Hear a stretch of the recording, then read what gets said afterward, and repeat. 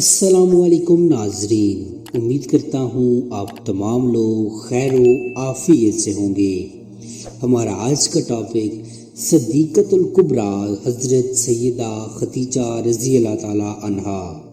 حضرت سیدہ خدیجہ رضی اللہ تعالیٰ عنہا نبی آخر الزمان صلی اللہ علیہ وآلہ وسلم کی سب سے پہلی اور محبوب زوجہ اور حسنین کریمین کی نانی اماں تھی۔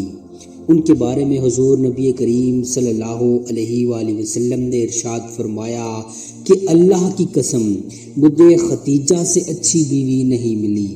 وہ مجھ پر تب ایمان لائیں جب سب لوگ کافر تھے۔ اس نے میری اس وقت تصدیق کی جب سب نے مجھے جھٹلایا۔ اس نے اپنا زر و مال مجھ پر اس وقت قربان کر دیا جب دوسروں نے مجھے محروم رکھا، اور اللہ تعالیٰ نے مجھے اس کے باطن سے اولاد دی۔ میں جب کفار سے کوئی بات سنتا تھا اور وہ مجھ کو ناگوار معلوم ہوتی تھی تو میں خدیجہ سے کہتا تھا، وہ اس طرح میری ڈھارس بندھاتی تھی کہ میرے دل کو تسکین ہو جاتی تھی، اور کوئی ایسا رنج نہ تھا جو خدیجہ کی باتوں سے آسان اور ہلکا نہ ہو جاتا تھا۔ ایک مرتبہ امام الانبیاء صلی اللہ علیہ وآلہ وسلم مکہ مکرمہ سے باہر ایک وادی میں تشریف لے گئے، جہاں پر ایک مفلوق الحال قبیلے نے پڑاؤ ڈالا ہوا تھا۔ وہ لوگ بھوک سے لاچار، انتہائی قسم پرستی کی حالت میں تھے۔ حضور اکرم صلی اللہ علیہ وآلہ وسلم ان کے پاس سے ہو کر گھر تشریف لائے تو طبیعت پر بڑا بوجھ تھا، اس لیے آتے ہی چادر تان کر لیٹ گئے۔ ام المومنین سیدہ کائنات نے چہرہ انور صلی اللہ علیہ وآلہ وسلم پر پریشانی کے آثار دیکھ کر پوچھا، اے میرے محبوب، آپ کیوں پریشان ہیں؟ یہ سن کر حسنین کریمین کے نانا صلی اللہ علیہ وآلہ وسلم نے فرمایا، مکہ سے باہر وادی میں کچھ مسکین لوگ ٹھہرے ہوئے ہیں، ان کی حالت زار مجھ سے دیکھی نہیں جا رہی تھی، اور میرے پاس اس وقت کچھ نہیں ہے کہ میں ان فقراء کی مدد کر سکوں۔ یہ سن کر حضرت خدیجہ الکبریٰ نے عرض کی کہ آپ مکہ کے فلاں فلاں سردار کو بلا کر لائیں۔ رحمت للعالمین صلی اللہ علیہ وآلہ وسلم سرداران مکہ کو لے کر جب گھر پہنچے تو دیکھا کہ گھر میں اشرفیوں کا اتنا بڑا ڈھیر لگا ہوا تھا کہ حضرت خدیجہ آپ کو دکھائی نہیں دے رہی تھی۔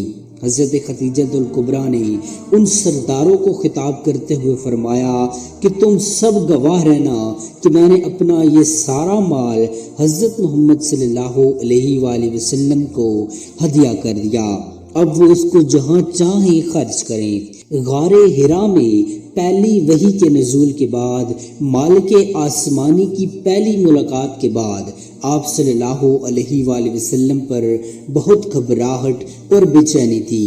حضرت خدیجہ نے آپ کو تسلی دی کہ آپ پریشان نہ ہوں، اللہ تعالیٰ آپ کا حامی و ناصر ہے۔ اس کے بعد سیدہ کائنات فرمانے لگی کہ جب آپ صلی اللہ علیہ وآلہ وسلم کے پاس جب وہ نورانی مخلوق آئے تو آپ مجھے بتلائیے گا۔ اس کے بعد جب حضرت جبرائیل علیہ السلام وحی لے کر آئے تو حضور اکرم صلی اللہ علیہ وآلہ وسلم نے انہیں بتلایا تو انہوں نے اپنے سر کے بال کھول دیے اور آپ کو اپنی آغوش میں لے لیا اور پوچھا کہ کیا آپ کو اب وہ نورانی مخلوق نظر آ رہی ہے؟ تو آپ نے فرمایا کہ نہیں۔ یہ سن کر حضرت خدیجہ نے فرمایا کہ آپ فکر مند نہ ہوں، اس لیے کہ یہ فرشتہ ہے نہ کہ بدرو، یہ آپ کو کسی قسم کا کوئی نقصان نہیں پہنچائے گا۔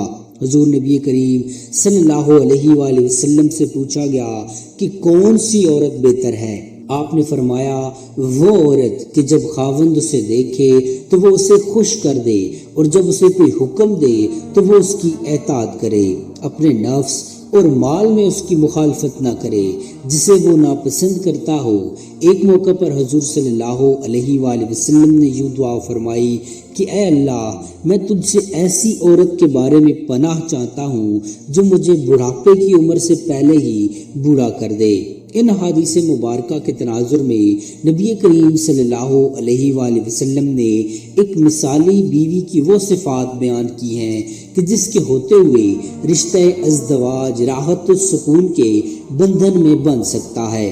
حضرت خدیجہ کی حیات مبارکہ میں اور وفات کے بعد بھی ساری زندگی ان کی عالی صفات کی وجہ سے حضور صلی اللہ علیہ وآلہ وسلم نے ایک لمحے کے لیے انہیں نہیں بلایا۔ ان کی وفات کے سال کو عام الحزن یعنی غم کا سال قرار دیا۔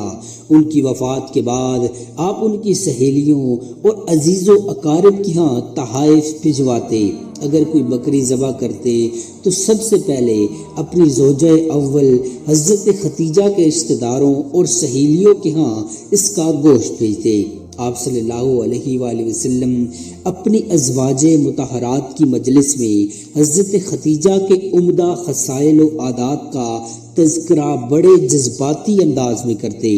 ایک موقع پر ارشاد فرمایا کہ عورتوں میں سب سے افضل 4 ہیں: خدیجہ بنت خویلد، فاطمہ بنت محمد، مریم بنت عمران اور آسیہ بنت مزاحم۔ آپ ایسی صابرہ تھی کہ شیب ابی طالب میں جب حضور صلی اللہ علیہ وآلہ وسلم اور قریش کو 3 سال کے لیے نظر بند کر دیا گیا تو آپ نے ان انتہائی کشیدہ حالات میں اپنے محبوب پیغمبر محمد صلی اللہ علیہ وآلہ وسلم کو ایک لمحے کے لیے ساتھ نہ چھوڑا۔ حالانکہ آپ مکہ مکرمہ کی اتنی بڑی رئیسہ تھی کہ قریش کے تمام قبیلوں کے مقابلے میں آپ کا سامان تجارت سب سے زیادہ ہوتا تھا اور آپ کے ہاں مال و اسباب کی انتہائی فراوانی تھی۔ آپ کو اللہ تعالیٰ نے روحانی دولت سے بھی سرفراز کیا ہوا تھا۔ آپ ایک پاکیزہ اور بلند کردار خاتون تھی اور طاہرہ کے لقب سے جانی جاتی تھی۔ آپ کی عزت و مرتبہ اور جاہ و جلال کی وجہ سے قریش کے بڑے بڑے سرداروں نے آپ کو نکاح کی پیشکش کی، لیکن آپ نے کسی کی پیشکش قبول نہیں کی۔ اور یہ کیسے ہو سکتا تھا کہ جب آپ ایک عرصہ قبل ایک خواب دیکھ چکی تھی جس میں آپ نے دیکھا کہ آسمان سے آفتاب اتر کر میرے گھر آ گیا ہے جس سے سارا مکہ روشن ہو گیا ہے۔ آپ نے اپنے چچا ورقہ بن نوافل جو کہ ایک بہت بڑے عالم تھے اس خواب کی تعبیر دریافت کی تو انہوں نے بتلایا کہ تمہیں مبارک ہو کہ تم نبی آخر الزماں کی رفیق حیات بنو گی۔ اس وقت سے آپ اس مقدس ہستی کی راہ تکتی تھی اور پھر وہ مبارک گھڑی آئی کہ آپ اس آفتاب نبوت اور منبع انوار و تجلیات کے عقد میں آئیں۔ کفار مکہ ان کا بڑا احترام کرتے تھے، وہ ان کو آزادی دے دیتے، لیکن یہ کیسے ممکن تھا کہ حضرت خدیجہ جیسی باوفا زوجہ طاہرہ اپنے محبوب کی ذات پر کسی راحت کو ترجیح دے۔ اللہ تعالیٰ کو حضرت خدیجہ کی اپنے محبوب پیغمبر صلی اللہ علیہ وآلہ وسلم سے وفا و محبت پر اتنا پیار آیا کہ حضرت جبرائیل علیہ السلام نے آ کر آپ صلی اللہ علیہ وآلہ وسلم سے عرض کی کہ اللہ جل شانہ نے حضرت خدیجہ کو سلام پیش کیا ہے۔ حضرت خدیجہ کی زندگی میں آپ نے کوئی دوسرا نکاح نہیں کیا۔ اللہ تعالیٰ نے اپنے پیارے نبی صلی اللہ علیہ وآلہ وسلم کو حضرت خدیجہ سے جو سعادت مند اولاد عطا کی وہ ساری امت کے ماتھے کا جھومر اور آنکھوں کی ٹھنڈک ہے۔ جس ماں کو آسمانوں سے خالق کائنات کے سلام آتے ہوں تو اس کی کوکھ سے جنت کی عورتوں کی سردار سیدہ فاطمہ الزہرا جیسی عظیم المرتبت شہزادیاں جنم لیتی ہیں کہ جن پر جنت کو بھی ناز ہے۔ ان پاکیزہ ہستیوں کی شان میں بات کرنا کسی انسان کے بس کی بات نہیں، ان کی شان تو اصل جنت سے شروع ہوگی۔ ام المومنین حضرت خدیجہ کا سانحہ ارتحال رمضان المبارک میں ہوا اور مکہ مکرمہ کی قبرستان جنت المعلیٰ میں آپ کی مرکز مبارک موجود ہے۔ امید کرتا ہوں آپ کو ہماری آج کی ویڈیو پسند آئی ہوگی۔ مزید ایسی انفارمیٹیو ویڈیوز دیکھنے کے لیے چینل کو سبسکرائب کر لیجیے۔ جزاک اللہ خیرہ۔